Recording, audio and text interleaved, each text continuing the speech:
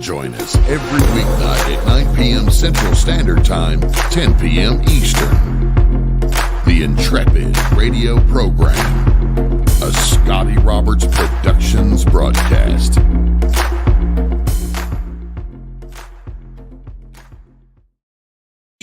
Friday evening, everyone. This is Scotty Roberts. Welcome to the program. It has been a long week, and we missed a day or two this week of this show, mostly because I'm still recovering a bit from my eye surgery. Now you'd have to ask, well, Scotty, you're doing radio. What the hell do your eyes have to do with talking on air? Well, it's like this. As you all know how this show goes. And by the way, folks, welcome. I'm Scotty. This is the Intrepid Radio Program. And you can catch it right now as a podcast live over on my YouTube channel, on my Facebook channels, on my Instagram, and also on my X account. We are not back on radio quite yet. Russ Haslage, the owner of Odyssey Radio, where we broadcast for 4 years, had taken down the radio station. They're going to be putting that back up sometime in the near future. And as soon as that happens, we'll be back on radio. So like we've been for 20, when did we start this show? 2000, I started doing, it wasn't known as the Intrepid Radio Show back then. It was, what did we have? I can't remember what we called it. We did Scotty Roberts Radio, of course, several different incarnations of that. And we started off on a radio station in Oklahoma City. And all those countries down there in the tornado belt, get them all mixed up. Countries, cities. And so we are now just technically a podcast for now, but we're going to be back into the radio business here very soon. After a brief hiatus away. Welcome to everybody who's coming on over into the chat room. I see some of you over on the Instagram account. Some of you I know over there. I see TX Tree Marie. Good to see you. And BR Huffman. Good to see you as well. And welcome. If you want to come over and join the chat room, I put the link over there on the Instagram channel. And you can join us here. And you can join the other Intrepids who are already starting to talk up a storm over there. Now, I will put this one caveat in. You're going to have to excuse my eyes tonight. I may have to put on glasses to read some of the stuff I have, mostly because my eyes are still not quite back up to what they ought to be. You can see I've still got the bruising under my eyes. And you know what I think I did on this side? Somewhere along the way, now I have not rubbed my eyes. I've done everything they've told me to do. But guess what? Somewhere along the way, I split some stitches out in here. So we'll see what happens with that. And if they said if that happens, they got to wait 90 days to be able to fix that. So we'll see how it turns out when I go back for a follow-up next week. But it has kept my eyes rather fuzzy. Because of all the junk I got to put in them and on them. And so hang in there with me tonight. And that, of course, has made it difficult to carry out some of my daily duties. I'm an illustrator, as you all know. I write. And so sitting and staring at my computer screen is rough because while my vision is really good now, it's fuzzy until this is all over with. So bear with me tonight. And some of the meds I'm on, a combination of everything. It's a nice stew of weirdness going on in my face and my head. So bear with me. I can see the chat room. I think I can almost read it. Hey, Ryan Gale, good to see you. Hey, Scotty of Sport. All Sport. See? I couldn't even read that. And so I feel like, I don't know. How's it all look to you compared to last week? Remember last week? I was like red all the way down into here and just blah, blah, gah. So I'm struggling with that a little bit tonight. Elderberry, good to see you. What keeps happening? I'm going to report abuse if this keeps happening. Yeah, Somebody said to me, I went and visited Rainey over at where she works, and people were looking at my eyes. I wore my sunglasses in, of course, and she's showing off my eyes. And one of the women said to Rainey, "You've got to stop beating your husband like that." And she looked past Rainey at me and she goes, "We can get you help." And I said, "I'm blinking. Watch my Morse code as I blink. Help me, help me." Now, a week ago, I couldn't even blink very well. I was looking through slits. So it's definitely much better. Call ACP, says Sarah Youssef. Yes, I'll give them a call. And so Rennie says, "You better not." She said that this was the result of me not listening to her. That's what he gets when he doesn't listen to me. All in good fun, of course. I shouldn't have to put caveats in, but you have to nowadays. That was just a joke, folks. We were just kidding. And so, and my lights are very bright tonight too. I can't do anything about that. I shut one down because it was so bright, and it's washing me out at the same time, making my eyes a little wonky. So, I don't know what else I can do about that other than sit here in the dark and broadcast. So Elderberry says, "You look like Rocky after Apollo beat on him for 15 rounds. Adrian, yo!" So, yeah, there it is. So enough on that. Talked enough about my eyes this last week. Wednesday, I couldn't be here just because the way your eyes feel. Just imagine when you get really tired and how your eyes feel, and your eyes make you feel more tired. And my eyes being in the condition they were, even when physically I wasn't tired, my eyes are so tired out, so strained some days that I'm like, I'm going to go to sleep. And I do. But I finished my big illustration today. I've got one more to do. This was for Elderberry, commissioned me to do a couple of military paintings. So Elderberry, it's good to have you in here tonight. And I finished it up between yesterday and today. And yesterday I spent a little time. Today, several hours today, and I was able to do fine. I just have to put on my really tight readers, so I can get really close. And that kind of cleared up my screen a bit, but I still can't read the type. And my of course, my bifocals are now not as good as they could be since the surgery. My eyes are better now, and yada yada. So these don't even help right now. Well, there, it looks good, but you'd have to look up my nostrils because I'd have to sit like that to look through my. Okay, enough of that banal banter. Because now, no matter where you stand politically, I wanted to do a little bit of a review on the debate, which happened Tuesday night. I'm going to see if the numbers start declining right away. So sit here. This is my take on it. So listen in, and I want you to be able to respond. That's what the chat room is for. I point over here because it's right here on the right side of my screen. I want you to be able to respond. I want you to be able to participate. If you've got something you want to say, you can say it. Now, because we are not on the radio stream, you can call in anytime during the show. If you want to call and talk, we'll talk. But I'll get through some of this material and we'll see where it goes from there and see how you all respond to this. Because I heard several things right off the bat that gave me pause.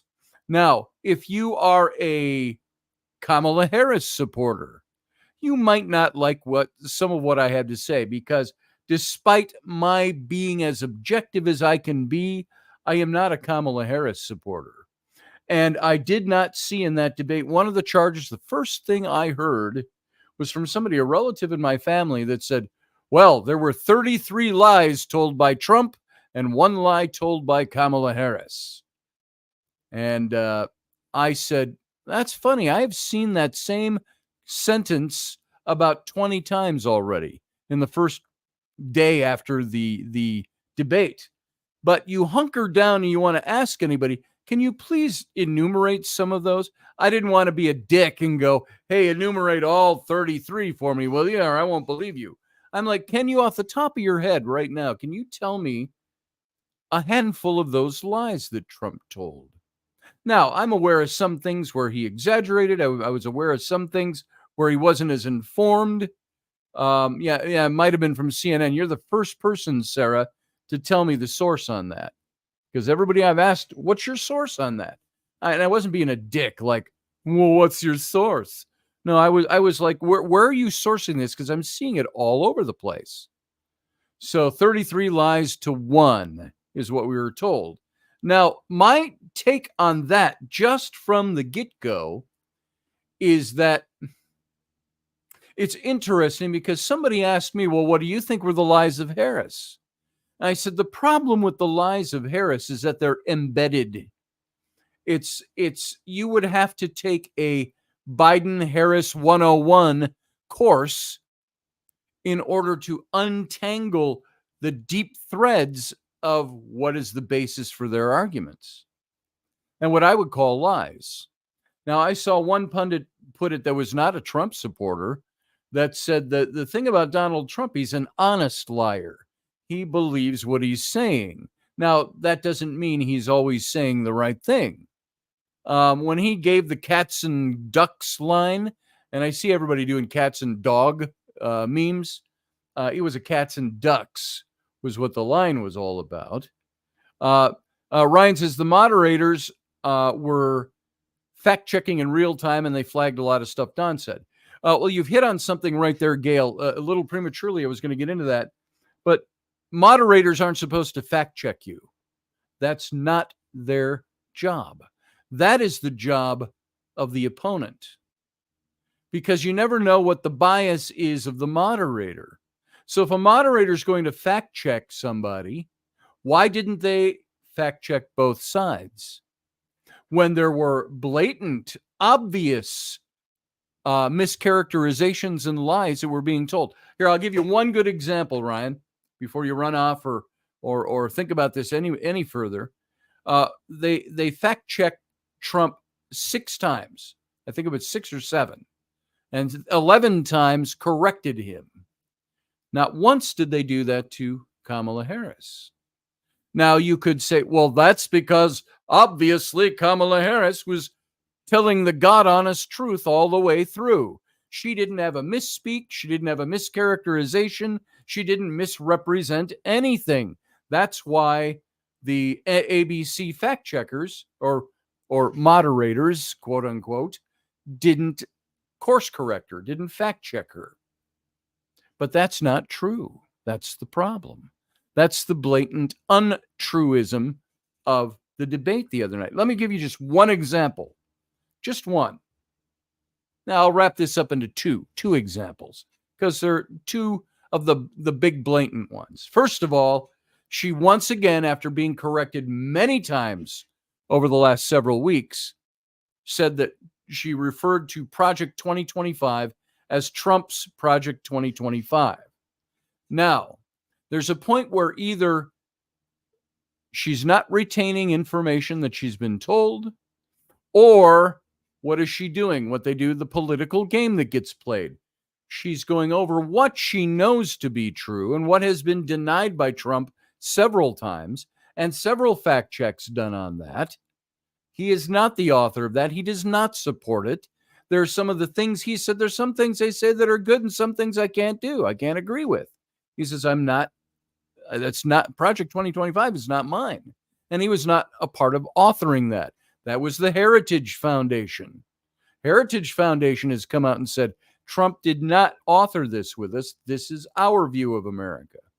But Kamala Harris, almost right out the chute, first 1 or 2 responses from her, and then at least three other times through the course of the debate, kept mentioning that Project 2025 was Trump's. And then, of course, excoriated Project 2025. Trump, even in the debate, said, Project 2025 is not mine. I've made that very clear. And so that's the first lie. But what did the moderators do? Did they go, we've got a little fact check for you here, Madam Vice President. Donald Trump did not author. No, that didn't happen, did it? But why did they fact check him live during the debate, but not her? The second one that was a real obvious one to me was the Charlottesville line, where how many years ago was that? Was that in Trump's first year as president? I don't remember how long ago that was, but the famous line where he says there are fine people on both sides. And people say he's attributing that to his take on the white supremacists that were there. But Trump has said repeatedly, and people who were there and many pundits, finally Snopes came out just a couple, 3 weeks ago and said the whole Charlottesville thing, that's a lie. If you're saying that Trump was supporting white supremacists, he was speaking to the people gathered there that day. There are good people on both sides of this argument, talking about the statues and things like that. He was not referring to white supremacists as being good people on the other side. And that has been debunked. The problem is when repeating that line, nobody goes into the next sentence or two in context to what he was saying, because they pulled out the line, as political game playing does. They pulled out the line and are using the line and repeating the line in order to make a case. This is what she did with the Project 2025 thing. These are both instances where Kamala Harris and her campaign and the left and the Democrats are using lies about something in order to further their agenda. Because in order to, that's the only explanation. Either you got a bunch of really dumbass people in Kamala's campaign or on the left, or you've got people that are saying, you repeat the lie. You just repeat it because that's what we want people to hear about Trump. So she repeats the lie. The problem was the moderators did not fact check her. So either they're really dumb or they were okay with not fact checking her. That's the problem with what happened during the debate. You have all this fact checking of Trump, but they have no fact checking of the other side. In essence, what happened was you have Donald Trump as one candidate debating three other people. He's debating Kamala Harris, he's debating David Muir, and he's debating Lindsay, and I can't think of her last name off the top of my head, the two moderators from ABC, backed by ABC News. So that was the first big problem with the debate. And if you are going to be objective, if you're going to support Kamala Harris, it's okay to say they fucked up. They did this in an effort to support the candidate that they are biasly supporting in the legacy news media. They're supporting her. They did not want to see her going down, and they wanted to make sure that she looked good and that Trump looked bad. And if that's not obvious to you, don't let your party choice, your partisan party choice, your political ideology, don't let that cloud what you're viewing. Because if you don't see that, you're not looking for it. You're not paying attention. So, Ryan, that would be my first salvo out regarding the fact-checking of ABC News. So, number one, even before we get to those items, number one, the purpose of moderators in a presidential debate is not to fact-check either one of the people debating. That is the job of the person that's on the other side of the debate, to fact-check their opponent. That is not the moderator's job. It never has been. That is not why they are there. They are there to moderate a debate, not to contradict the candidates. That's just the way it works. It's the way it is. And if they are contradicting the candidates, they are not being journalists who are moderating a debate. They're supporting one candidate over the other, especially when you see the gross imbalance of what happened the other night during the debate. So that is my first take on that. And thank you for bringing that up, Ryan, because that was one of the things I was going to hit anyway. Sarah Yusuf says, my criticism for both is that they were too busy attacking character than presenting their policy ideas. And I agree with that. Here, I have said about this already. Were I Trump, were you all supporting me in my presidential campaign and were watching that debate the other night, you would have seen me, you guys know how I talk, you would have seen me saying something like, to one of the criticisms, the things that Trump was warned about over and over and over again by everybody out there, don't let her get your goat, don't be defensive, just go to the issues. They didn't do that. This is where Trump was a little dumb, I think. I love Trump. I love what he stands for, and I love what he's going to do. I love what he's done. I do not like the fact that he is grabbed so quickly into being defensive. But of course, one thing you got to do is also put that into context. What has this particular man gone through since the day he announced in 2015 that he was running for president? Nothing but it's gone from criticisms, which everybody gets. You've seen lawfare being played out. You saw the Russia hoax get played out for 3 years and found to be not true. You've seen all these different things. You've seen a man, there was an assassination attempt made, which, wow, that was only, how many weeks ago was that? Wasn't that the weekend of July 12th? Something like that's about 6 weeks ago. We had a former president of the United States. Somebody tried to assassinate him and took a little clip off his ear, grazed his ear. He wasn't aiming for his ear, aiming for his head. Good thing he was a bad shot and Trump moved at the last second. But we did have people die. Corey Contemporary, I think is how you pronounce his name. Man died throwing himself in front of his wife and daughter in the audience. He died as a result of that. But you see a lot of people have already tried to take that and water that down. Oh, well, I've never seen an ear get shot where there's still the ear is left. Well, how many ears have you seen get shot? And that's a side point. I don't even want to get into that nonsense. But you've got all these things this man has gone through. And then for him to sit and listen to somebody like Kamala Harris, who even her own party wanted her gone just a few weeks before they deposed Joe Biden. They wanted her gone. They didn't want her running. The media was all against her. We saw that. You saw that all leading up. Nobody wanted Kamala Harris. All of a sudden, she became the anointed candidate after they forced Biden out because Trump, I don't know if Trump trounced him as much as Joe Biden couldn't hold his own in the debate that he had with Trump. And Trump was a lot stronger in that debate than he was in this one.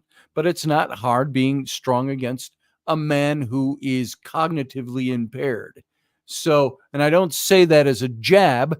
I say that as it's not hard.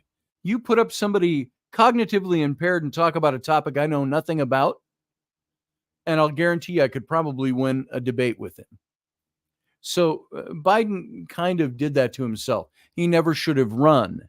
But you remember how many votes did Joe Biden get to gain the nomination of his party? 14 million people voted for him.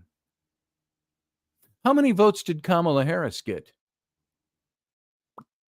0. And that's as many as she got when she ran last time. That's why she dropped out. So she got 0 votes, but suddenly she's the anointed candidate after they pushed Joe Biden out. And I think there's a whole lot to that we could go into if we wanted to. That's all I'm going to say about that and push that aside. That's in our basket for tonight as we're looking at all this. Kamala Harris, for all the griping and complaining and caterwauling the Democratic Party does about saving democracy, they did not go through Democratic channels to get her into the position she's in. Somebody's answer to that to me yesterday or a few days ago was, well, she's got all the delegates. I said, yeah, now she does. But how did she get in a position to even be looking for delegates? She didn't have a single vote. Joe Biden did. What do you do in that situation? That's a good question, isn't it? How do you handle that? I'm sure there are things that are covered in the Constitution to deal with these things. So we've got all that going on. We've got this debate now that she's in. And you've got Trump, who has put up with all the bullshit he's put up with over the last 6 years. Whether you like him or not, this man has been dealt more bullshit politically than I've seen anybody ever dealt bullshit. And you even look at, you could bring up Hillary Clinton. Look at all the things she did that were it somebody on the right that had done the things she'd done, they'd have been ridden out on a rail and tarred and feathered. So, but it just doesn't happen. And part of the reason that is able to happen is you have the legacy media, which is supporting the Democratic candidate and doing as much support as they can, which bore out in the debate the other night. I have a little article I grabbed here. Let's see if I can read this without, I might have to put on my glasses so I can see this up here. Let's see. Let's see. Fact check. Here's a big lie. There was something about how the media is supporting her. Let's try this one. Well, I've got 5 big things, her biggest lies from the debate that I wanted to go through. I've got that up here. I've got Kamala Harris's 25 lies Kamala Harris told during the debate. We're going to get into a list of those. I saw, see, this is Kamala Harris's big lie. Let's see if we'll start out with this one a little bit. This is the Washington Examiner. Now, it would be easy to let all the little lies of Vice President Kamala Harris told in her Democratic National Convention acceptance speech distract from the much bigger lie that the Democratic Party was trying to get away with this past week at the debate. For all of his faults, and folks, we all know there are many of them. Former President Donald Trump, he did not invite Russian President Vladimir Putin to attack NATO. He does not support national legislation banning abortion. And unfortunately, he has no interest in reforming Social Security and Medicare. 3 lies that Harris told. Harris falsely attributed each of these positions to Donald Trump. But politicians mischaracterize their opponents' positions all the time. So Harris isn't unusual in mischaracterizing Donald Trump. What made her otherwise forgettable speech at the DNC a few weeks ago noteworthy, especially when combined with the whole convention's content-free, celebrity-obsessed gloss, was the core scam that Harris and her party are engaged in. And this was repeated the other night at the debate. With this election, she said, our nation has a precious, fleeting opportunity to move past the bitterness, cynicism, and divisive battles of the past, Harris said. A chance to chart a new way forward, not as members of any one party or faction, but as Americans. I know there are people of various political views watching, and I want you to know I promise to be a president for all Americans, she continued.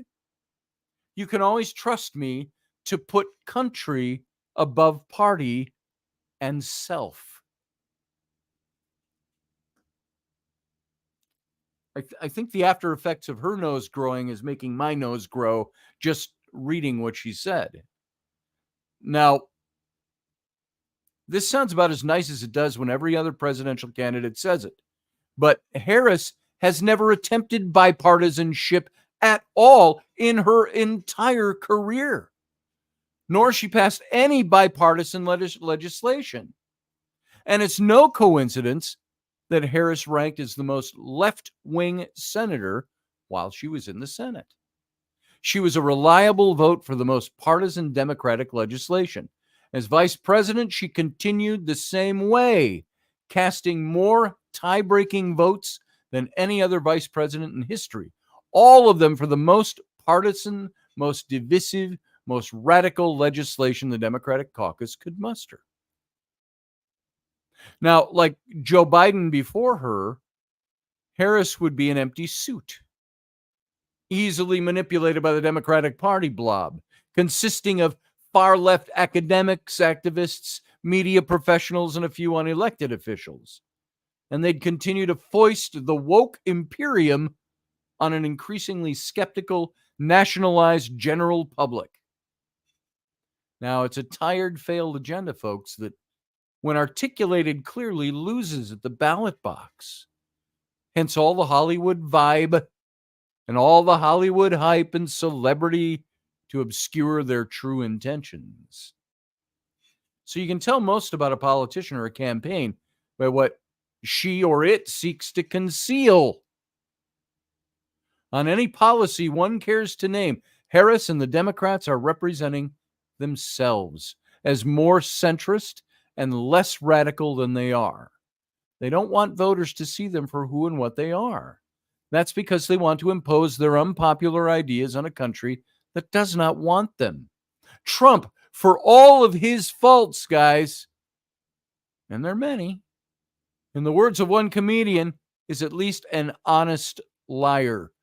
But after his 4 years in office and almost a decade on the political stage, voters know what they're getting. You know what you're getting with Trump. Trump's performance in the debate, it's exactly what we expected.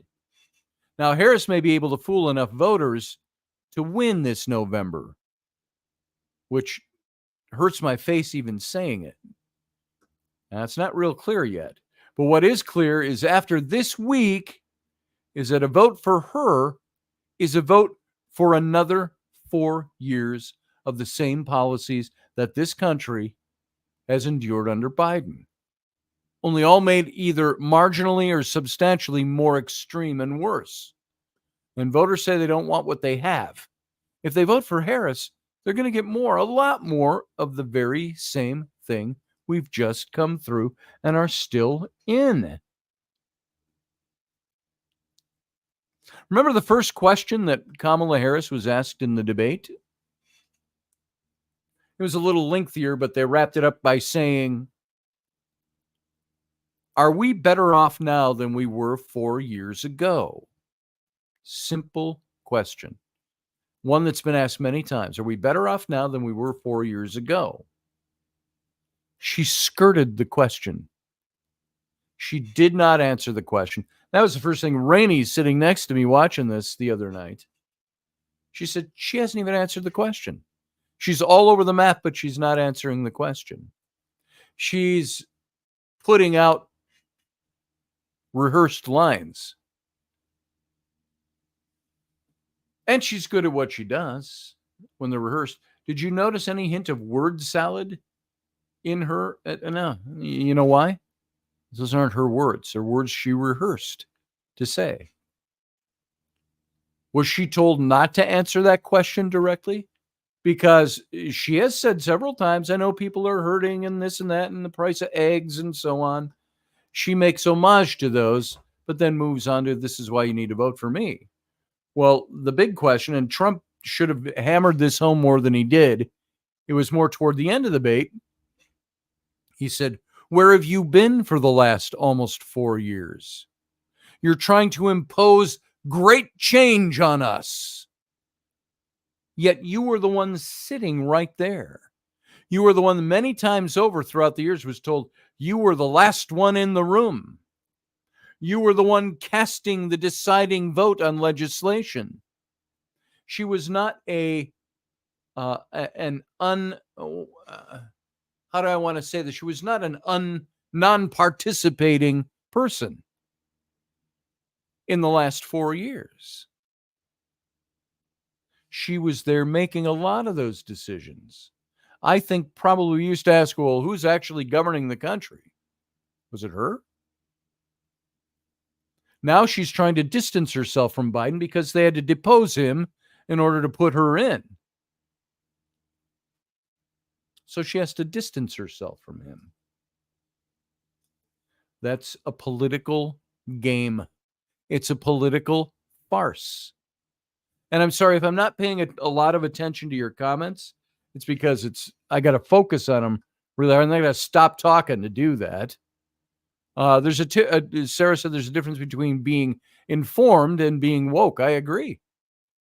There's a huge difference. Sarah Youssef says, regardless of who wins, it's only 4 years, then it's over. What if we declined at the same rate over the next 4 years that we have over the last 4? Where would we be? That's a good question to ask. Are we better off today than we were 4 years ago? No.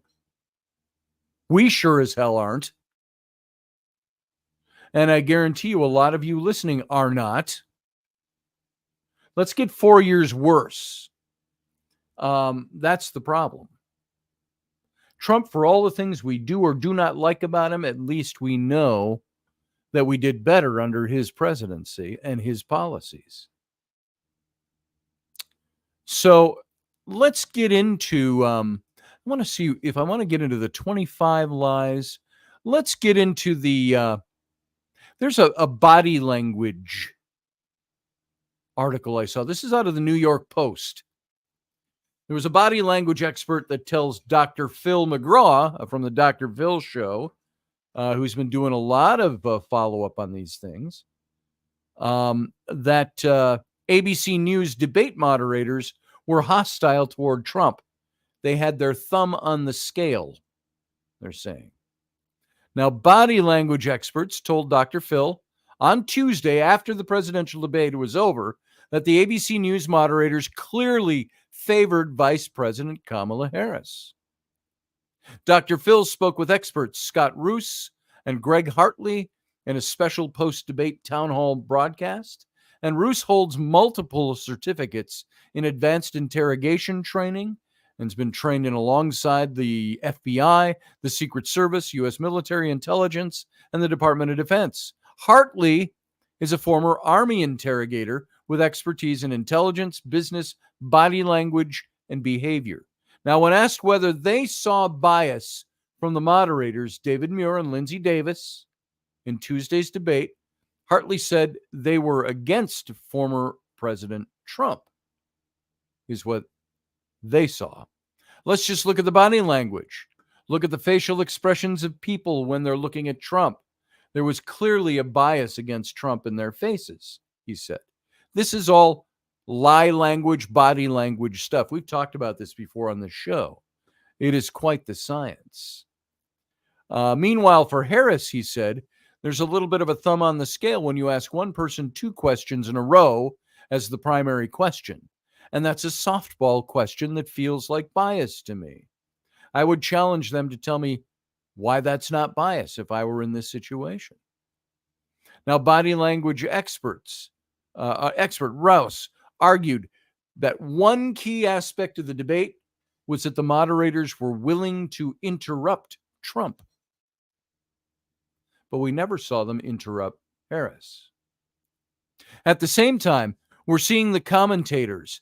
They would be speaking at the same time President Trump was. So he's trying to finish his sentence. They would not only answer, they would keep talking as well. And Rouse then used his expertise as a Grammy-nominated music producer to suggest one key difference in how the network handled Trump versus Harris. He said, and you can tell, I believe, if I'm correct here, The volume of Trump's microphone might have been a little hotter than everybody else's, Rouse said. That's why he sounded so loud. He was speaking loudly, but I think you'll hear this when you listen back to the debate. That's my opinion, he said as a music producer once. And he added, so whether that was on purpose to make him sound more aggressive, I don't know, but he was pretty loud in there. Dr. Phil then read off the questions that were asked to Harris and Trump, noting in each of these questions to Trump, there were fact-check follow-up questions. And you didn't hear any of that done to Harris. Hartley said, I didn't hear any. And that's the way you ask a question. I interrogated people for a long time. And when you're doing that, you want to look at how do I ask the question? Why didn't you say, why have you not done anything about the border as opposed to Trump? And there's a lot more negative tone toward Trump, he added. Look, at the end of the day, this is about finding out what they think and giving everybody a chance to understand. And I thought it was a little heavy-handed at times. Just my opinion.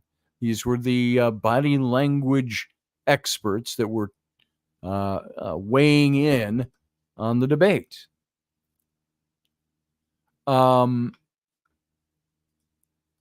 Let's see. She didn't even answer the question of being accountable during the current administration. That's correct, Sarah. She did not say that she was accountable for anything. I got more. Believe it or not, I got more stuff. How's everybody over there, by the way, over on my Instagram channel? Are you still all over there? Good to have you there. TJO Sunflower joined as well. And I hope you guys are enjoying this. It's definitely for everybody who's listening tonight who may not have listened before, my show is not about politics all the time. And you, my audience, my regulars, you know how much I've talked politics versus how much I've talked meditation, how I've talked about Native American issues, how I've talked about Celtic history and mythology, how much I've talked about just about everything else in the book. Politics, I like to avoid as a going concern on this show. Why? Because it gets old and it's so densely convoluted to try to get to the bottom of things.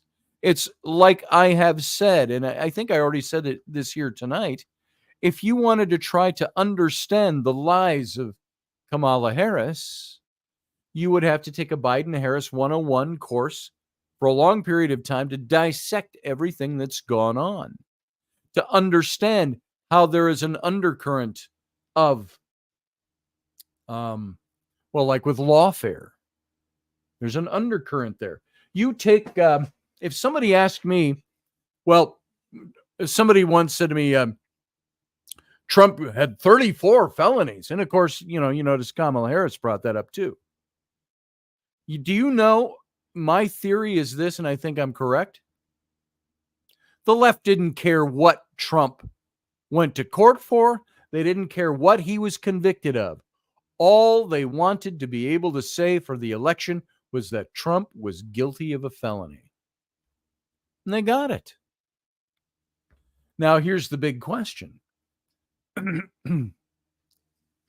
I would have liked to ask, if I were a debate moderator, I would have said, what were some of the most egregious of the 34 felonies that Trump was indicted? Do you think they quizzed her on that? Or did they make sure that wasn't going to be a question that would be asked? You ask anybody. I've had people say that to me, as I started to say. And I say, well, can you tell me what were the crimes Trump was convicted of? And they go absolutely silent because they don't know. It's a line. It was done to have a line. And I will come back when I try to refute that. I say, look, Trump is going under appeal. He's already appealed this thing. We still don't have a sentence from the judge who's now moved it till after the election, because he said he didn't want any misinterpretation that he was trying to interfere with the election. But what do you have in that case? You have an activist prosecutor, an activist judge. That's a fact. I don't want to go through this. We went all through this all before on this show. You got an activist judge, a guy who he and his wife donate to the Democratic Party. They are activists. You've got a jury in a part of the country, in the city in the country, where Trump would probably not get the fairest trial. They asked to move that trial to a different venue where there was less dislike of Trump. You've got, now, of course, you can say, well, all those jurors were vetted. Well, does that mean that's the way they're actually going to act when it comes down to it? They'll say they can be objective. Are they?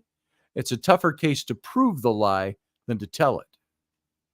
So, and then all the wrangling and all the ridiculousness of that trial was all, it was really made to do their best to convict Trump, not to protect him as innocent until proven guilty.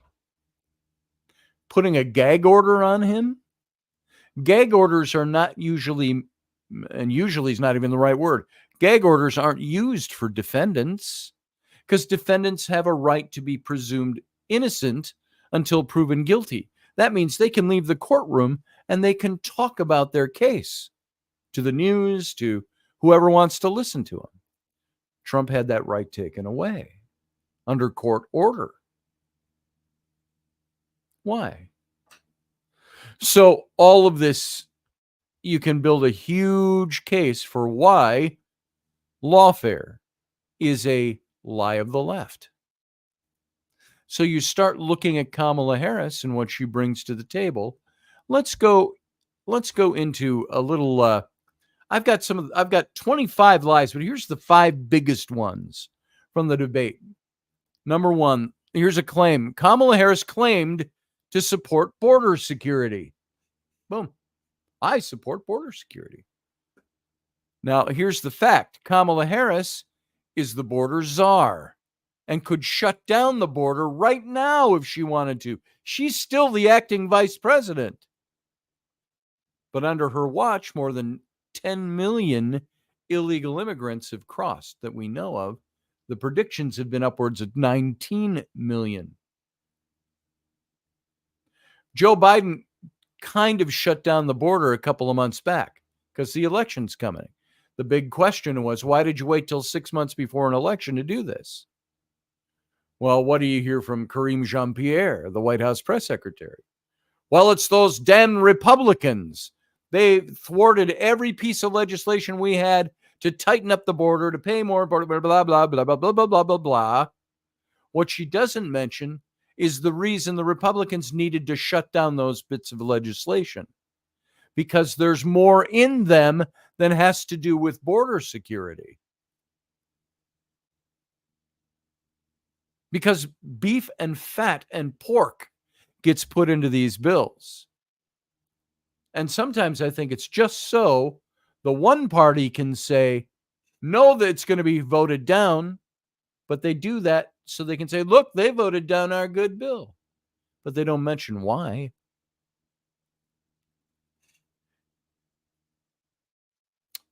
Number 2, Kamala denied supporting defunding the police.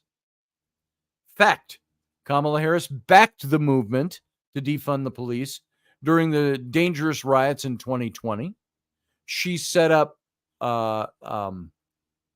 funds for the people arrested during those riots.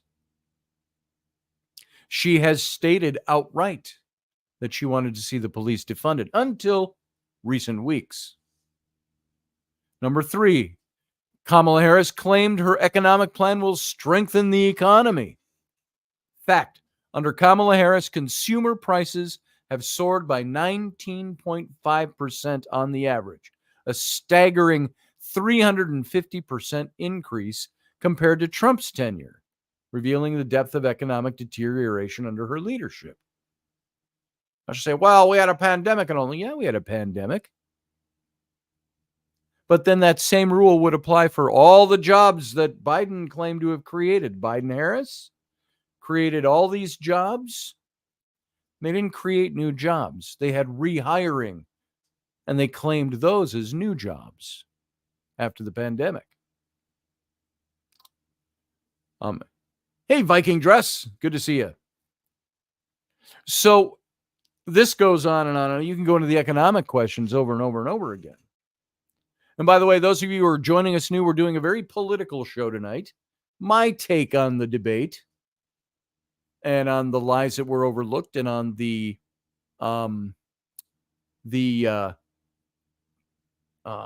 what's the word I'm looking for? I was going to say complacency. That's not the word.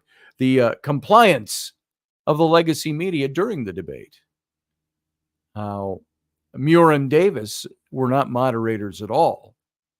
They were helping Kamala Harris in the debate. And we're going through a lot of this. Number 4, Kamala Harris claimed she has respect for the law and law enforcement. Fact, during the dangerous riots in Minneapolis in 2020, Kamala Harris encouraged donations to help bail out violent criminals.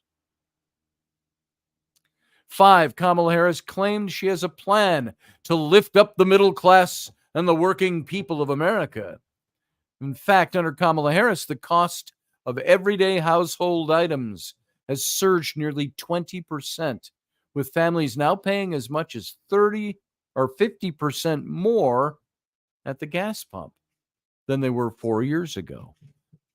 Well, what did Biden used to say? Well, that's Putin's war. That's why. No, it's not. It's because one of the first things that Biden did was have 92 executive orders shutting down everything Trump had been doing with increasing domestic oil production. Why do we have gas prices that are more than double what they were 4 years ago? Because we are no longer the world's leader in oil production. We were domestic oil bosses, if you will. We were on top of it all. Oil on the border. So I've got a whole list here of 25 lies that Kamala Harris told during the debate. Let's see if we can just run through these quickly before I open up the lines and you can call in. We can talk. Now, despite being fact-checked a total of 0 times by ABC moderators David Muir and Lindsay Davis, the folks over at the Federalist found 25 lies and misleading statements Kamala Harris dropped during her debate with former President Donald Trump. And she was not fact-checked once. She lied about everything from her upbringing to Trump's abortion stance and was not fact-checked. Number 1, she called herself a middle-class kid. Kamala Harris stated she grew up as a middle-class kid, and this statement is inaccurate. As journalist Megyn Kelly has previously pointed out, Harris's father worked as a professor at Stanford University, and her mother was a biomedical science at UC Berkeley, which does not fit the narrative of a typical middle-class upbringing. She was not a middle-class kid. By the way, when she claimed a couple of weeks ago that she worked at McDonald's has no record of her. It was a line. It was a line that was done for the purpose of trying to sway people's thinking. Hi, Ellery. Hi. What can I do for you? I'm right in the middle of my show. I just got back from an America football game. All right. How was the football game? Good. Good. And it was a home football game, but last football game it was Packers themed, and now it's USA themed. So I wore a Target sports bra. I cut up this shirt from Dollar General. There you go, folks. These From my 9-year-old. blue Nike shorts, a cheer bow. And here comes the 12-year-old. Some socks. If you're going to be down here and interrupt, come into the camera. And for her move. She's in the way. teal Converse. Okay.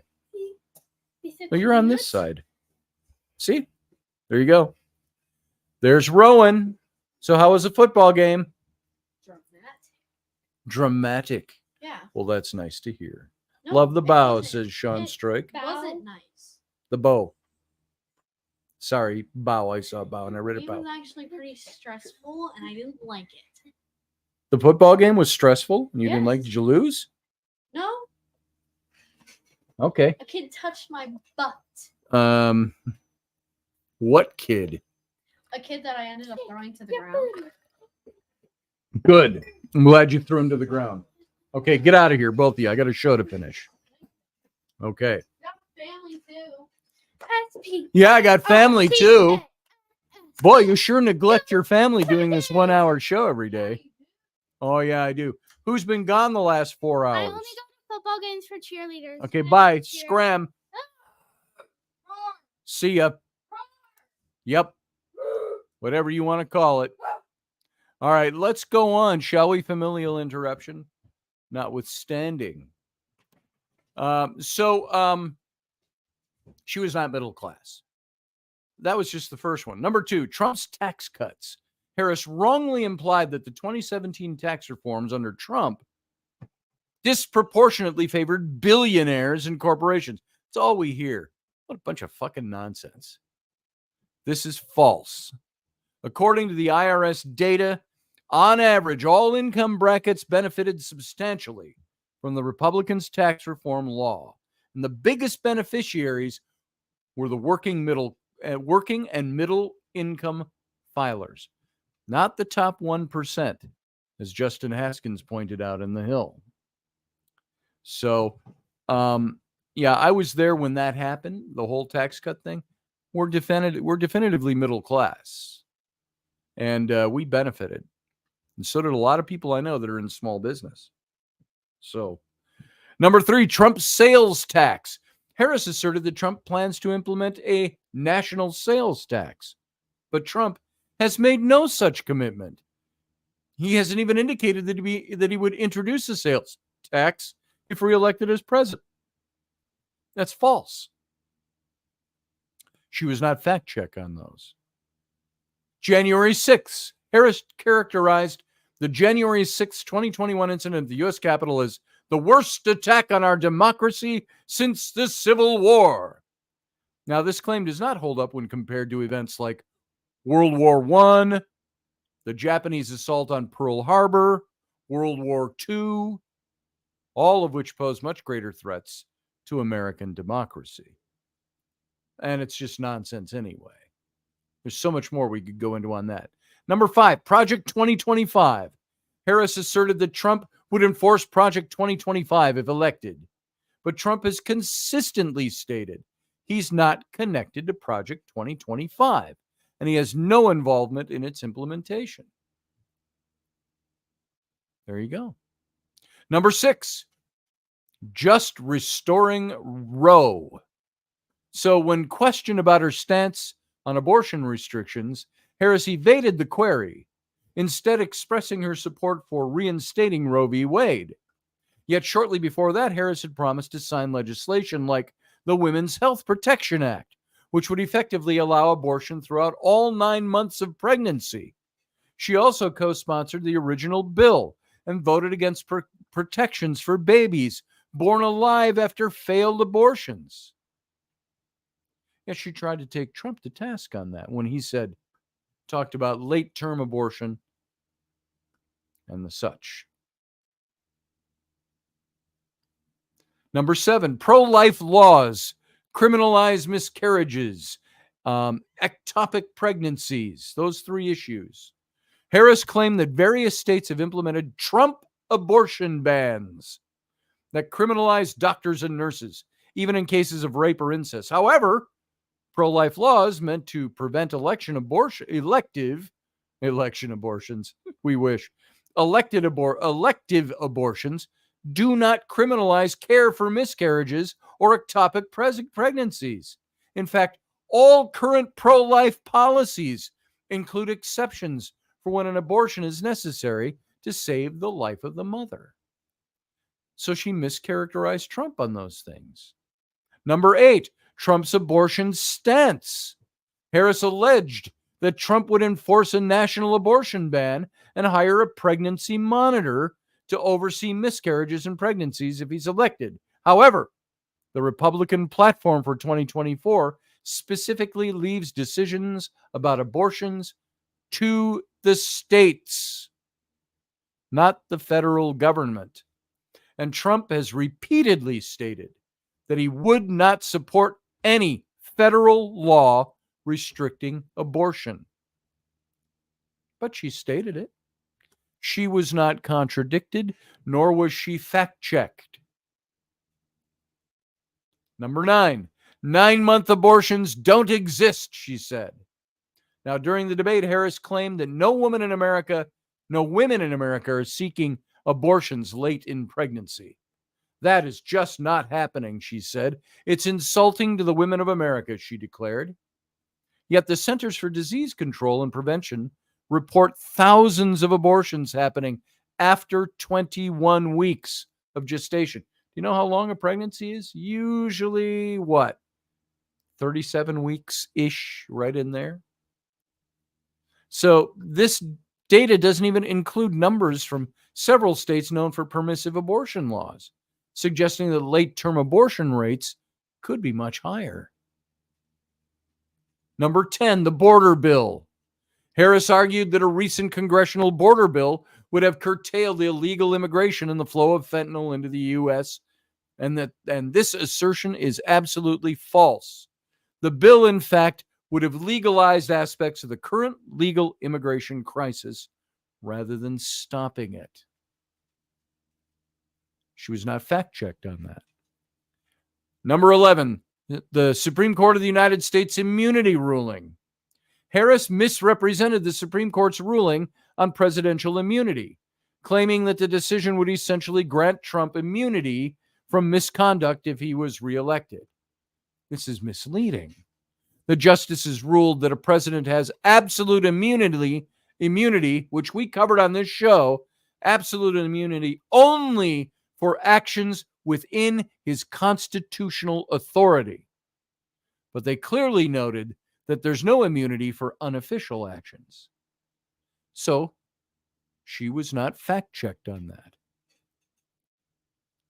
Why has so far she made 11 misstatements and not been fact-checked on any of them during the debate? Number 12, and she shouldn't be, but neither should Trump have been. It's in light of the fact that Trump was fact-checked live 7 times, contradicted 11 times.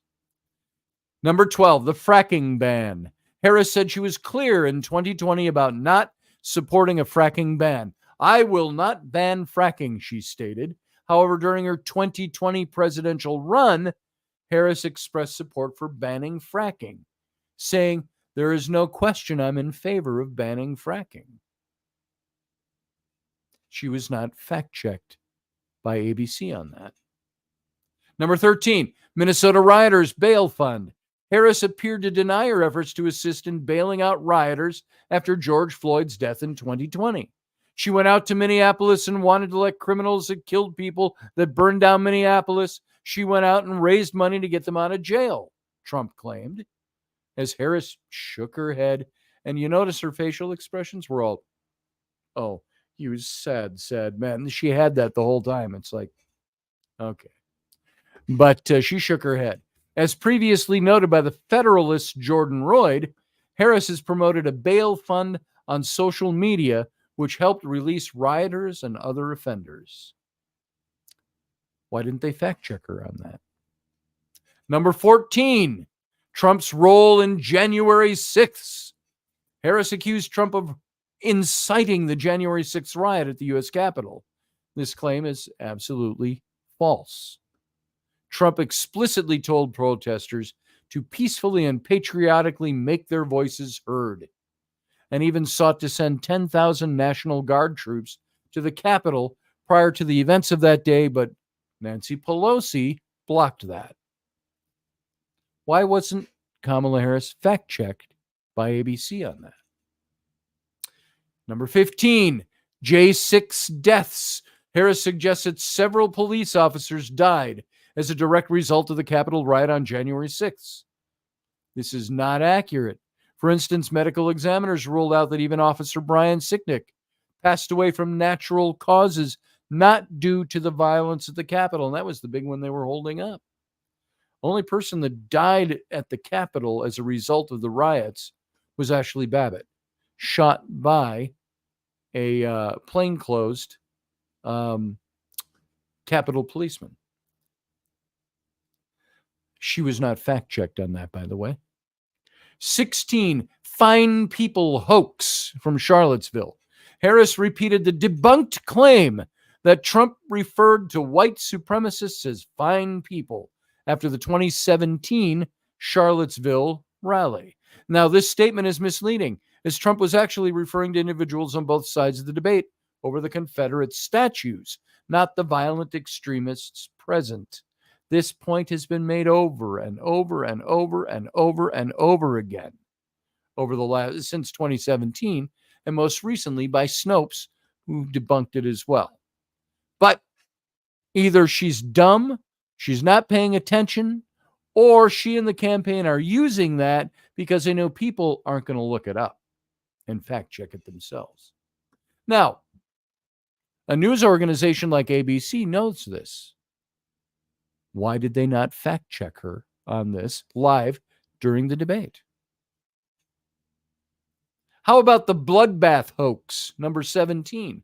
Harris perpetuated the false narrative that Trump predicted a bloodbath if he lost the election. You all remember that from a few months ago?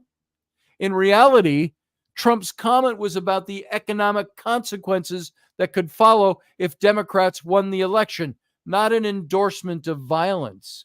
And bloodbath is a term used in high finance for disastrous economic consequences.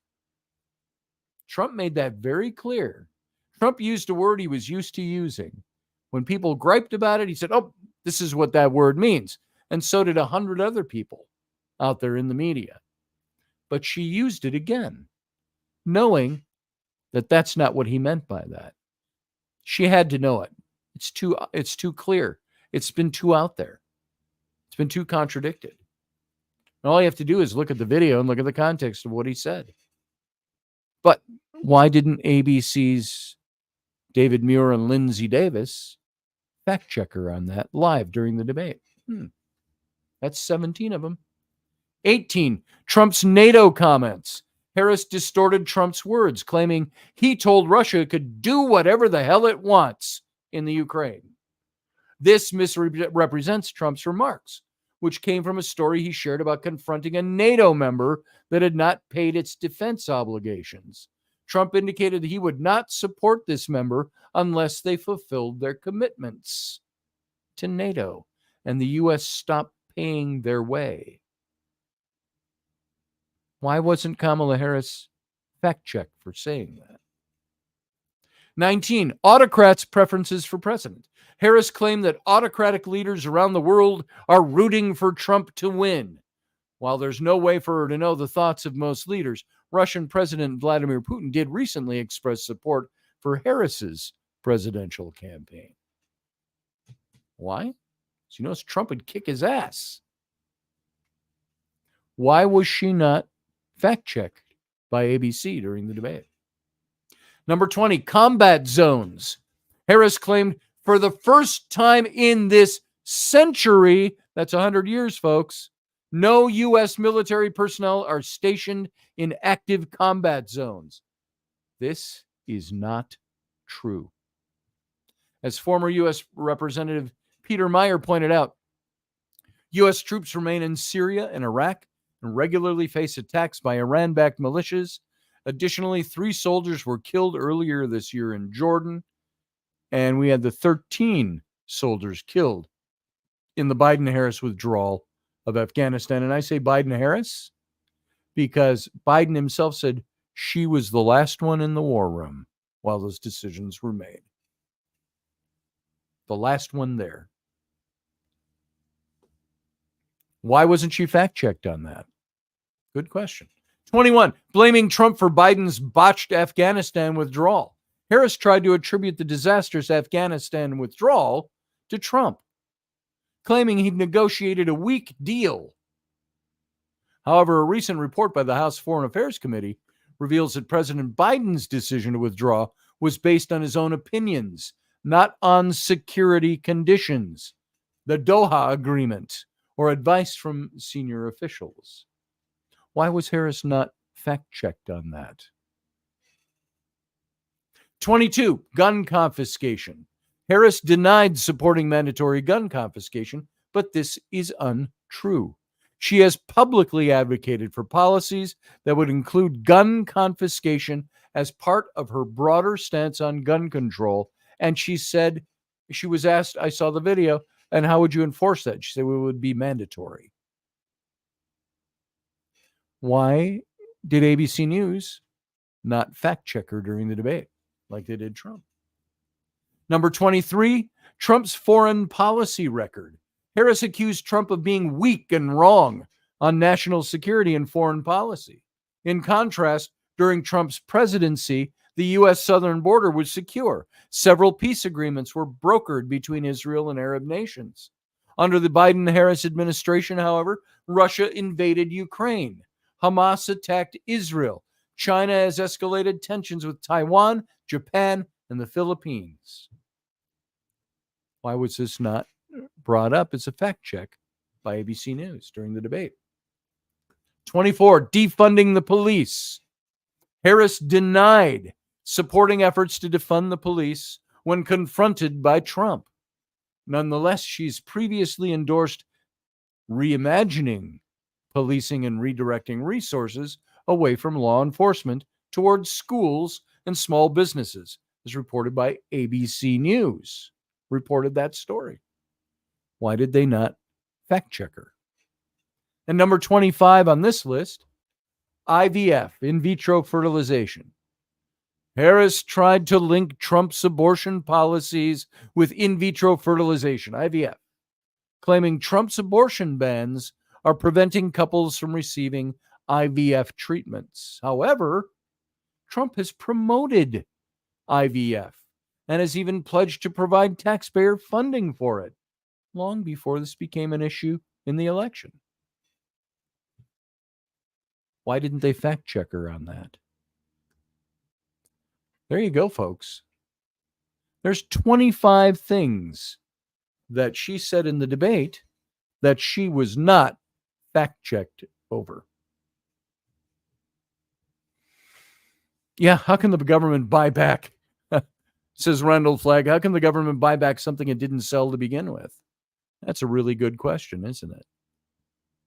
So, anyway, hope all of you over on Instagram are still enjoying the show. Those of you over on Facebook, you know what we're going to do right now? We are going to go out to a break, and we are going to come back with the after show. Now, you know, this was set up this way originally because we were on radio. We did a 1-hour radio show and broadcast out to radio. Then we went to a break, and we came back with the Captain's Cabin, our after show. So we'll do a little bit tonight, and we'll see how long I last.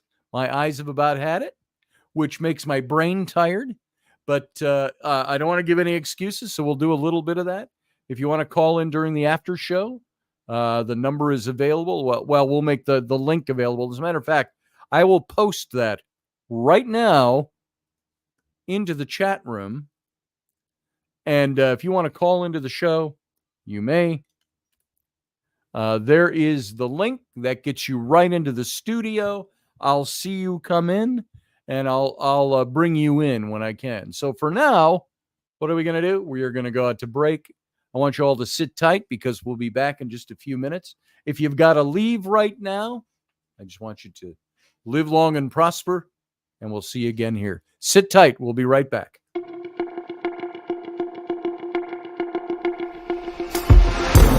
The Intrepid radio program with Scotty Roberts. Intelligent talk.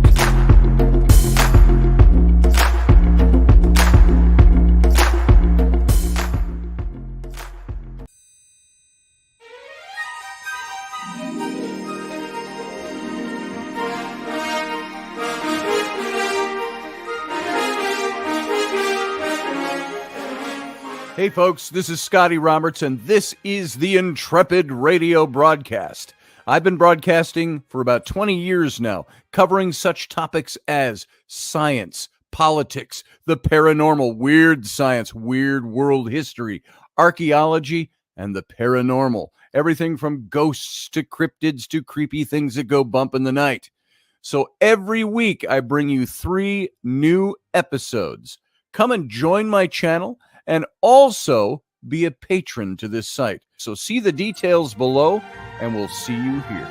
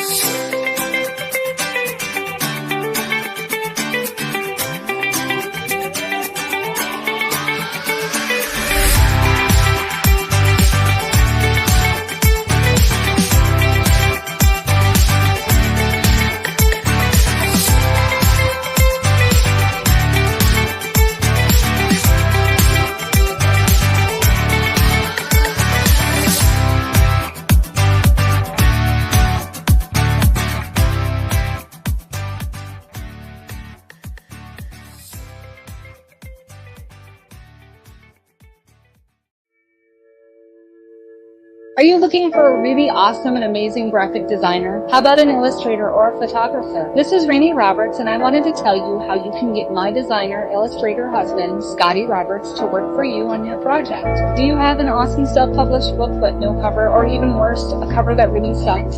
Do you need a kick-ass logo for your company or some f***ing awesome graphic designs for your ads or website? Then get in touch with my husband for the best f***ing awesome kick-ass design and illustration. He knows his stuff, and he's been at this for more years than I've been alive. Go to ScottAllenRoberts.com. That's Scott with 2 T's, ALANROBERTS.com to take a look at his online portfolio of work, or call 651-468-8115. Now go out and kick some ass with some kick-ass graphic design. Hi, I'm my dad. So he can take me to Disneyland.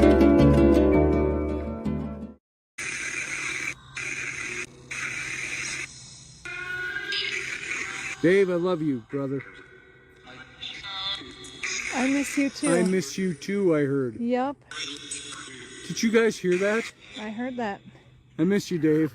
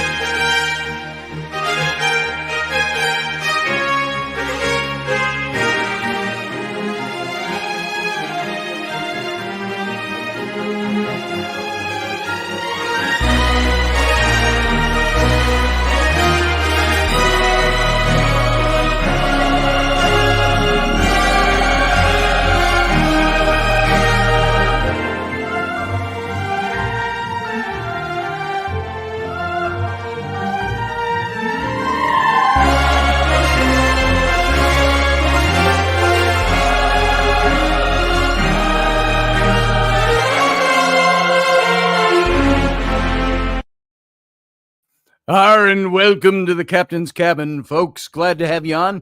We're going to be here for just a little bit. It's now 10:20. I'm not sure if we'll go 10 minutes or 40 minutes or whatever we'll do, but we'll take a little bit of time. And I see we've got one caller standing in there right away. Pearson, I'll be with you in just a minute here. And I just wanted to let you know, as I've told you about, my eyes are getting a little better. Hey, Scott Allen, welcome. And I wanted to show you, I finished this illustration today. This is for Elderberry. Let me grab this. It's over here. And he had commissioned me to do a couple of military illustrations for him.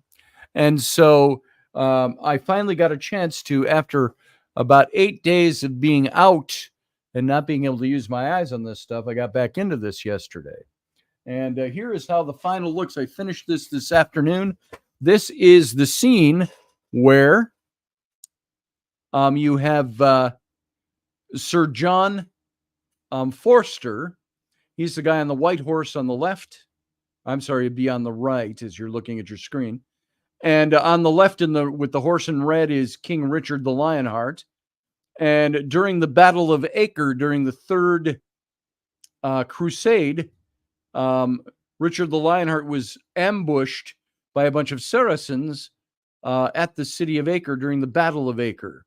And it was Forrester who saw it from a little ways off, and he grabbed his spear and ran at them, shouting out, a Forrester to the rescue. And he rescued the king, and by taking out a lot of these ambushers. And the king, in turn, gave him Bomberg Castle back home in England, and made him a knight at that time, or elevated him in rank. And so you can see, if I were to bring this a little closer, there is Forrester. In the middle, that's his coat of arms before he had the green chevron put in the middle. And there is Richard the Lionheart in the background. And the Saracens. So there you go. So I was just able to get that finished this afternoon for Elderberry. And I got another one that we're doing. So there you are. Just set that down there. All right. So that was one sign that my eyes are getting a little better, but they are a little, you can see, they're a little worn out today, probably from staring at that. I have to put these glasses on, and it's these. And these are the ones I have to use to get about this far away. I have to be about that far from my topic as I'm painting detail. So there you are. So that's done, and I got another one to do. So we'll have that done in about a week, is my guess. An illustration like that, when I'm going, I should be able to start on a morning, and usually by the end of the day be pretty close to done, or in a couple of days have it finished. And it's been slow, mostly because of all these things going on. So yeah, it'll be nice. I will probably send this one to you, Elderberry. And then I'll start working on the other one as well. So this one will be on its way to you, probably tomorrow, or not tomorrow, probably by Monday. So I've got Preston Castile.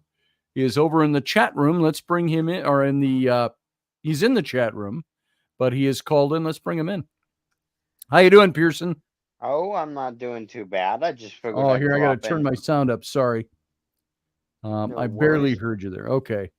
You're doing all right. That's good. Good to have you. Maybe my microphone too. Also, it's been a very long time since I've joined the StreamYard, actually. But well, I'm glad to have you. Definitely was interested, of course, to tune in tonight. Glad I didn't miss this show. And man, I was listening to the, of course, the break earlier, and hearing that evidence of Dave that you got, that still is just gives you goosebumps. It's just clear. It does. And his responses were clear on that too. So have you gotten any responses sort of like that recently, or was that kind of an isolated I haven't thing? done much recently with it. Rainey and I were going to set up a couple of investigations and do some things, and we just haven't. It's been so busy. And so we haven't done much. My son has gotten more of Uncle Dave. And so he's got some pretty good stories to tell. And it's pretty emotional for him. So he sets that stuff up, and he hears some stuff. And, Yeah, I remember being there for that show, and it just bring a lump into your throat hearing it. I got to tell you. And, Elderberry says, I could hear Dave's voice clearly. Yeah, and Rainey heard it on the spot. We were outside that video she took. We were outside at the Renaissance Festival grounds around 11 o'clock midnight during the off season when we picked that up out there, and his voice, and it was clear as a bell. And he actually said it twice. He said, I miss you too. When I look up, and Rainey said, I miss you too. And I said, I heard that. I said, I miss you too, Dave. And he said it again right after that. So you can hear them both on that recording. So yeah, and it was definitely his voice. So Sam has had, and a lot of the regular listeners, you've all heard this, but Sam had a couple of experiences since then where he has a bunch of things of Dave's that are set up kind of like a shrine, if you will. We don't think we say shrine. There's not a religious connotation he's put to it, but it's very deeply spiritual and meaningful for Sam. And he's got a couple of pictures of Dave and a couple of Dave's items on there. And he was sitting with his spirit box and did the same thing. He asked for Dave, and Sam said he started to cry because he was still very upset about this, and started to cry and said, "I miss you, Dave. I miss you, Uncle Dave." And a voice came through the box. He said it was Uncle Dave's voice. It said, "Don't cry, bud." The voice said to him right after that. And then Sam said, "Is that you, Uncle Dave?" And the voice said, "I'm right here." See, and it's in And those moments you get kind of yeah, caught up in it too. It's one of I those got things where in goosebumps the going all up moment, the backs of my arms right now, just reciting that. And so he's had a couple of things like that have happened. So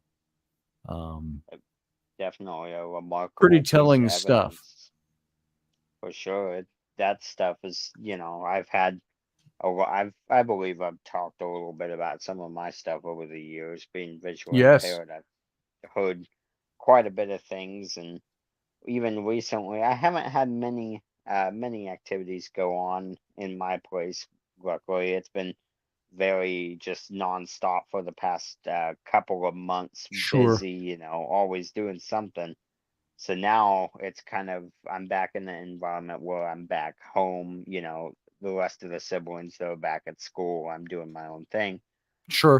around the house, and you hear the couple of footsteps and you hear the noises and whatnot, and you Yeah, know it's yeah, really tricky because we have a really big old house, but you'll hear those things, and it's weird because I swear I will think about it, and I'll think to myself, well, there's nothing up there, and then it's sure, like it'll go silent for about a little bit, and then just kind of start back up. You'll hear like almost like somebody shuffling around, almost in, I sure. guess you could say, like a circle. Yeah, It's very bizarre, and it's the only manifestation I've ever really had in the past well, I guess almost a year here. My old house was way more active, but I've caught a couple of EVPs before, and those things are really, really interesting to catch. And sometimes you catch something that's a little more eerie that you maybe right. didn't want to get, but then sometimes you'll get things that like you had talked about, just emotionally, you Yeah, know, get to you definitely. because it And sounds like a loved one. if it's somebody it can link you emotionally, certainly. And we've gotten other things out at the festival um, from other people, other stories that have gone on out there and things like that. So, yeah, I it's do it's recall pretty. you doing a show out there last year. That Yeah, was we try to. pretty There's not cool, a that really live show good you did. not a good connection out there. So it's way out in the sticks, kind of, and Oh trying to yeah. get a good connection for broadcasting is tough. But we'll do it again this year. So Halloween time, sometime in the month of October, Rainey and I will be out there, and we might see if we can get a couple of other people with us. I think Sam is going to come along, and Flynn is at that age where he's now 15, and he wants to start doing some of this with us. So Gotcha. it'll be interesting. So I'll definitely Rocky used to come up and do keep a those with watch us all out the for time. that. Yeah. Rocky used to go out there with us all the time. And it was actually kind of his gig, even though he was never part of the Renaissance Festival. I don't know how he got brought into that before I did, because I know the guy who runs it. I've known him for 30 years. So it's interesting. But Rocky was out there for a year, or 1 or 2 seasons, and then asked me to come along. And so we've been doing it for the last 7 or 8 years. They have a feast during the festival time in the summer. They have the Feast of Fantasy, and the guy who runs that show, they bring in all the little acts from the festival, while the festival is going on. They come and put on a special show for people, and they serve them wine and a big feast and all of this. And they do that 2 or 3 times a day out there. And then Jim, who runs that show, he started the feast of the Phantoms Feast, which is for Halloween. So the whole site is shut down. Well, I take that back. They used to, years ago, at one end of the property, about a mile down the road, they would open up and they did the God, why am I not thinking what it's called now? The Halloween, they had a big haunted house thing. It was fantastic. One of the big ones in the Minneapolis, St. Paul area. And then they shut that down and a few years ago. And so he still does the feast, though. So people come and they do the feast. He has one at 7 o'clock. And he used to do a 7 o'clock and a 9 o'clock. I think he just does one feast per evening. And he does his show, and he does kind of a Victorian spiritist era kind of a show that he puts on after the meal. And it's, with the Ouija boards and the floating trumpets and things like that. And it's all in good, it's in good fun. But he gets pretty serious, and he brings in mediums and brings some other people for after the show that will do their shtick in the show. And that's when he usually has Rocky and me, or now Rocky and Rainey and me. Sarah Soderlin has been part of that in the past. Sarah Harmon and some other people we've had involved. So, it's a good time and it's exciting. Anyway. It was definitely an interesting one for sure last year. Yeah. So we'll do that again this year. And if all goes well, we'll broadcast it as well. See what happens. So anyway. Well, I will let you go ahead and get me out of the studio here. I won't Right stay on, over here Pearson. too long. I've got my phone frozen at the moment, so I'm not exactly sure what's going on. So I'll just let you go ahead and kick me. Well, you go take care of your business. Thanks for calling in, brother. All right. Thanks. Have a good night. And okay, folks, if you want to call in, you can. If you got something you want to talk about, oh man, I got to stretch a little. Yay. Crack some joints. So, well, depending on what anybody else wants to do, it's already 10:35 my time, 11:35 out east. And I think we're going to start wrapping this up for tonight. So I appreciate you listening. And while tonight was a political show, meaning it's dealing with the politics of election and so on, I hope you enjoyed it, because there's a lot there. We hear plenty of the other side on the news, in the news media. And so you don't hear enough of this. And it's good to have these things mentioned or contradicted or looked at from a different way. And I appreciate your putting an ear to it. Hey, thanks, Scott Allen. By the way, I don't know how recently you said that. Oh, 10:35 just now. Thank you. And I missed the main show because I was at work. I understand, brother. By the way, I want to say, because I was at work, I work right here, I've been listening to a really good book.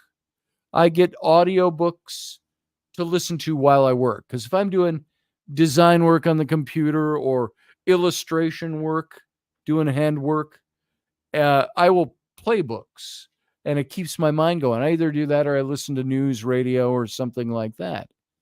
And this book is, I got to put on my glasses to read the title. I'm already on a chapter. I've got an hour and 45 minutes left of this book out of 20 chapters of it. It's called Anything You Can Imagine, a book by Peter Jackson. It's about Peter Jackson, and the making of Middle Earth.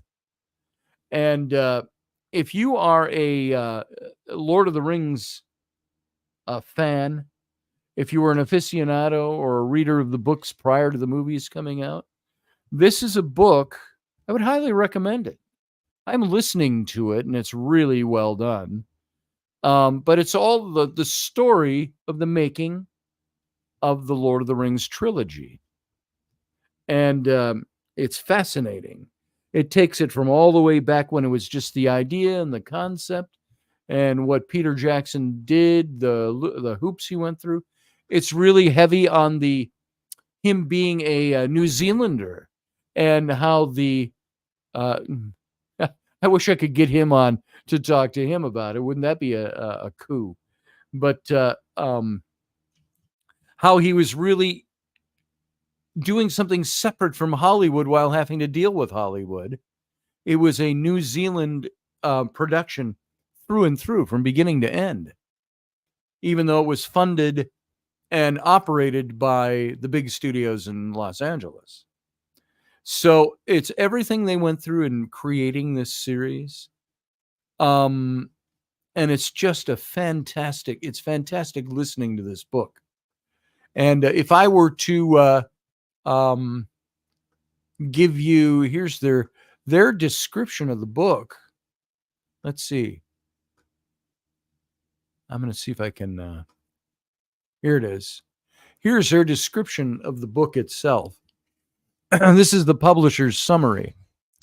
The definitive history of Peter Jackson's Middle-earth saga, anything you can imagine, takes us on a cinematic journey across all 6 films, the 6 being the 3 Lord of the Rings and the 3 Hobbit films, featuring brand new interviews with Peter, his cast and crew. And by the way, you don't hear the interviews in the book. It's the narrator who's reading the book. And from the early days of daring to dream it could be done, through the highs and lows of making the films, to fan adoration, and finally, Oscar glory. And a 9-year-old boy in New Zealand's Pecura Bay stays up late and is spellbound by a 60-year-old vision of a giant ape on an island full of dinosaurs. This is true magic. And the boy knows what he wants to be, a magician.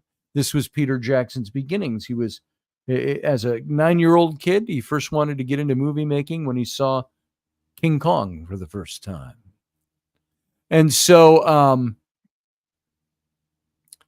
you fast forward 20 years from that boy, and he began casting his own spell over the film-going audience. He conjured gore-splattering romps with bravura skill that would lead to Academy recognition, with an Oscar nomination for Heavenly Creatures. The boy from Pecura Bay, with monsters reflected in his eyes, has arrived, and Hollywood comes calling. What would he like to do next? How about a fantasy film? Something like Lord of the Rings.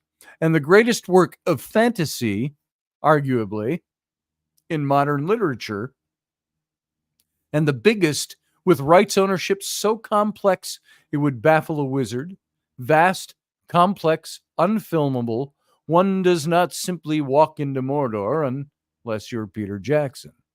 And so anything you can imagine, the title of the book, tells the full dramatic story of how Jackson and his trusty fellowship of Kiwi filmmakers dared take on a quest every bit as daunting as Frodo's and transform the J.R.R. Tolkien epic tale of adventure into cinematic magic, and then did it again with The Hobbit. It's enriched with brand new interviews with Jackson, his fellow filmmakers, many of the film's stars. Ian Nathan's mesmerizing narrative whisks us to Middle-earth to gaze over the shoulder of the director as he creates the impossible, the unforgettable, and proves that filmmaking really is anything you can imagine. So that's the book. And by the way, the book came out in 2018. I thought it was a new book. So it's a few years old, six years old. But if you want to read a good book or listen to a good book, go over and pick that book up. It's really well done. And I'm really enjoying it. Like I say, I'm sad I've only got an hour and 45 minutes of it left. It won't take me through another whole illustration. So that's my recommendation of the day anyway. So folks, until next time, I'm going to get out of here. I wish you the best. I hope you have a good weekend. We'll see you here Sunday morning, pending any catastrophe. And I just want to thank you for giving me your time. So for the night, I want to say good night, happy Friday night, and live long and prosper.